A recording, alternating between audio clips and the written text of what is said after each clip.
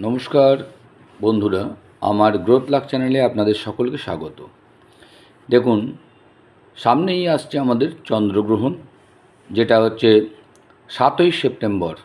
ভারতীয় সময় অনুসারে যদি দেখা যায় তাহলে আমরা দেখতে পাচ্ছি রাত্রি 9:58 থেকে শুরু হচ্ছে এবং মোটামুটি ভোর রাত 1:26 পর্যন্ত অ্যাকচুয়ালি ইফেক্টেবল এই চন্দ্রগ্রহণটা।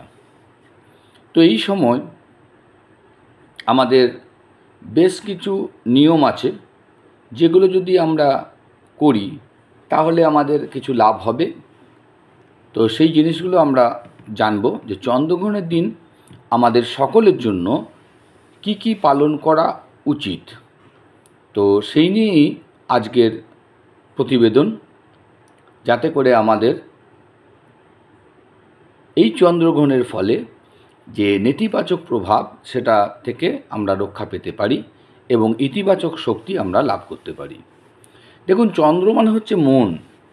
তো এই চন্দ্রগ্রহণের ফলে প্রত্যেক রাশির ওপর একটা মনের ওপর প্রভাব তো পড়বেই।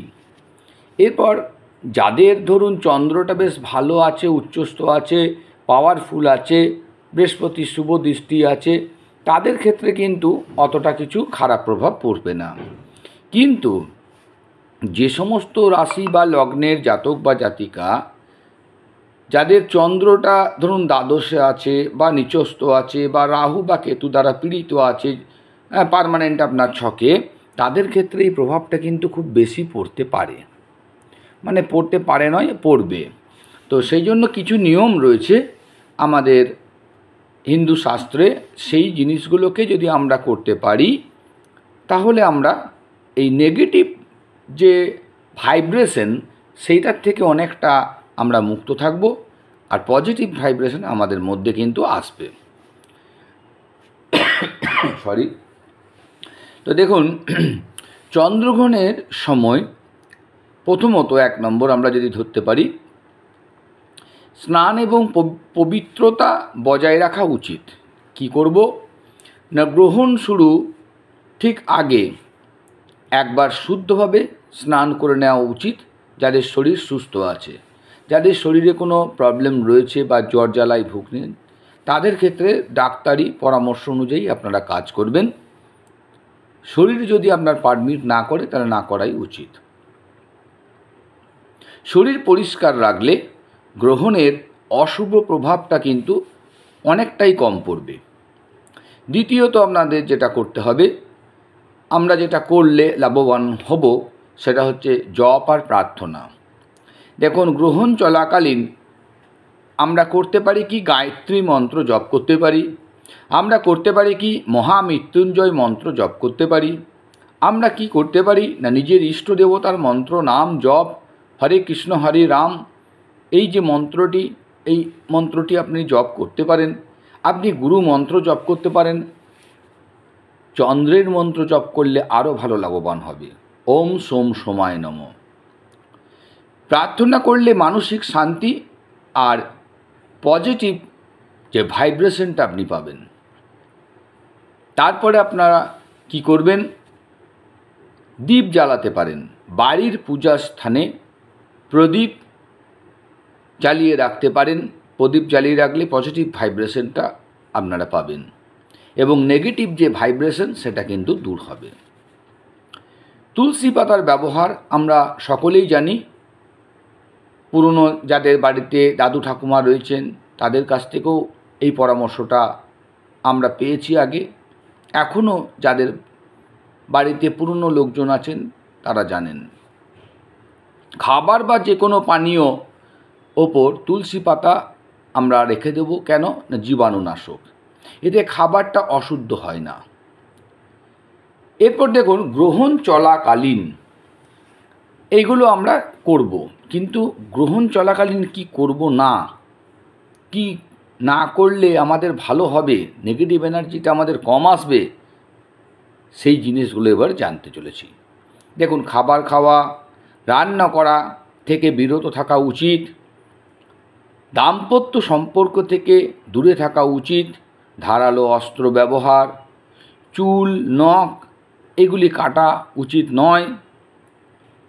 গর্ভবতী মহিলাদের ঘরে অবস্থান করা উচিত, বাইরে না যাওয়াই ভালো। যদিও আমি এইটার ওপর শেষের দিকে আসছি, ভিডিওটি শেষ পর্যন্ত দেখবেন, অনেক কিছু বিষয় জানার আছে। সেই সঙ্গে বলে রাখি, যদি মনে হয় আপনাদের যে ভিডিওটি আপনাদের উপকারে আসছে, তাহলে অতি অবশ্যই লাইক করার জন্য আরও 5 জনের মধ্যে শেয়ার করুন, লাইক করুন এবং সাবস্ক্রাইব করতে কিন্তু ভুলবেন না। তো গ্রহণের পরে আমাদের কি করা উচিত? প্রথমেই বলবো, গ্রহণ শেষ হয়ে গেল, আপনারা যে বস্ত্র পরে আছেন সেই বস্ত্র সমেত বাথরুমে গিয়ে সম্পূর্ণভাবে স্নান করে নিন, বস্ত্র কেচে তারপরে বেরোবেন শুদ্ধ বস্ত্র পরে। সমগ্র বাড়ি পরিষ্কার করা উচিত, গঙ্গা জল ছিটিয়ে পবিত্র করা উচিত। দেবতার যে সমস্ত পূজার স্থান আমাদের প্রত্যেকের বাড়িতে কম বেশি আছে, সেই ইষ্ট দেবতার পূজা, মন্ত্র জপ, নাম সংকীর্তন করা উচিত। দান হিসাবে আপনারা করতে পারেন ধূপ, দীপ, অন্ন, বস্ত্র বা অর্থ দান, খাদ্য দান করলে শুভ ফল পাবেন। সার্বজনীন পালন যদি আমরা ধরি, তাহলে মন্দির বা সমাজে সমবেতভাবে মন্ত্র উচ্চারণ, যাগযজ্ঞ, জপ যজ্ঞ এগুলো করতে পারি। দুস্থ মানুষদের মধ্যে খাবার বা বস্ত্র যদি বিতরণ করি, অশুভ প্রভাব কমে যাবে। গঙ্গাজল বা পবিত্র নদীর জলে স্নান এবং তর্পণ করলে পাপ ক্ষয় হয়। এরপর আমরা আসছি গর্ভবতী যে সমস্ত মহিলা, তাদের ক্ষেত্রে এই গ্রহণ, চন্দ্রগ্রহণ খুব এফেক্টেবল। সেই জন্য তাদের কি কি করণীয় উচিত ভালো করে একটু মন দিয়ে শুনবেন, আশা করছি আপনাদের উপকারে আসবে। 1 নম্বর, মন্ত্র জপ এবং প্রার্থনা করুন। কি করবেন? ভগবান বিষ্ণুর নাম, কিছু না জানা থাকলে হরে কৃষ্ণ হরে নাম জপ করুন। আপনি মানসিক শান্তি পাবেন, শুভ শক্তি আপনার মধ্যে বৃদ্ধি পাবে। আমাদের যে নতুন প্রজন্ম আসতে চলেছে, তার মন মানসিকতা খুব সুন্দর হবে। বাড়িতে থাকুন, এই সময় বাড়ির বাইরে একবারে যাবেন না। জানালা বা দরজা যতটা সম্ভব বন্ধ রাখার চেষ্টা করুন। তুলসী পাতার ব্যবহারটা বেশিরভাগ জায়গায় করুন, খাবার বা যে সমস্ত জল, খাবার বিষয়ের ওপর পবিত্রতার জন্য। সঙ্গীত, পবিত্র সঙ্গীত শুনুন, ভক্তিমূলক গান শুনুন, মন্ত্র শুনলে খুব ভালো হয়। হনুমান চালিসা শুনতে পারেন, যা করবেন না। বাড়ির বাইরে একেবারে যাবেন না। গ্রহণের আলো যেন গর্ভস্থ শিশুর ওপর না পড়ে, তাতে করে কি খারাপ প্রভাবটা ফেলবে। 2 নম্বর, আপনারা করবেন কোনো ধারালো জিনিস একেবারে ব্যবহার করবেন না, যেমন ধরুন ছুরি, কাঁচি, ছুঁচ। বিশ্বাস করা হয় যে এতে শিশুর অঙ্গ বিকলাঙ্গ নানা রকম সমস্যা হওয়ার সম্ভাবনা থাকে, আমরা যুগ যুগ ধরে এগুলো শুনে আসছি।